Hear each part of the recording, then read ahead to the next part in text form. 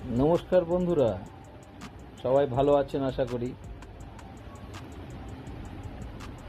আমি আজকে গুরু পূর্ণিমার দিন সকাল সকাল, আমাদের ছুটি কোর্ট যদিও, এবং আমিও বাড়িতেই আছি। সকাল সকাল একটু মোটামুটি ওই 80-90 কিলোমিটার মতো একটু ড্রাইভ করে এলাম। কিছু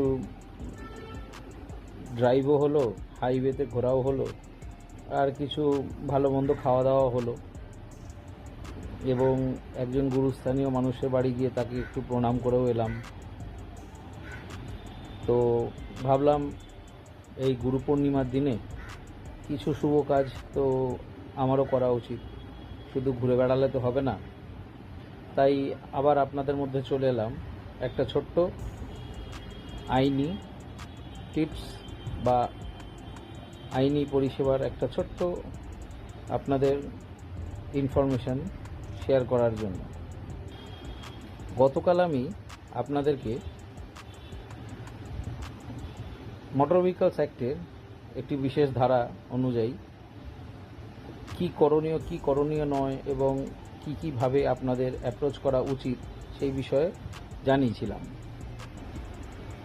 আজ আপনাদের তারই একটা ছোট্ট বিষয় আবার জানাই। হয়তো অনেকে জানেন, তবে অনেকের কাছে আবার এটা অজানাও আছে। মোটর ভেহিকলস অ্যাক্টের বেশ কিছু অ্যামেন্ডমেন্ট হয়েছিল।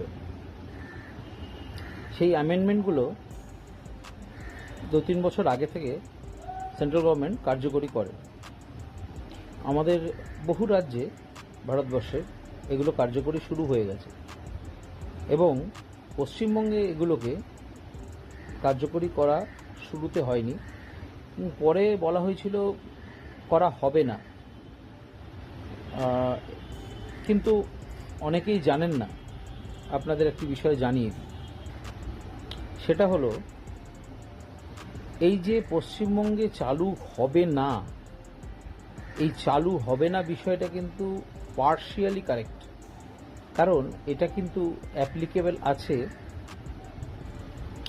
শুধুমাত্র কোর্টে যে কেসগুলো আসে, এবং সেইখান থেকে যে কেসগুলো লোক আদালত বা মূল আদালতেই রফাদফা হয় ফাইন দিয়ে, সেগুলোর ক্ষেত্রে পুরনো যে ফাইনের স্ট্রাকচারগুলো ছিল অলমোস্ট সেগুলোই আছে।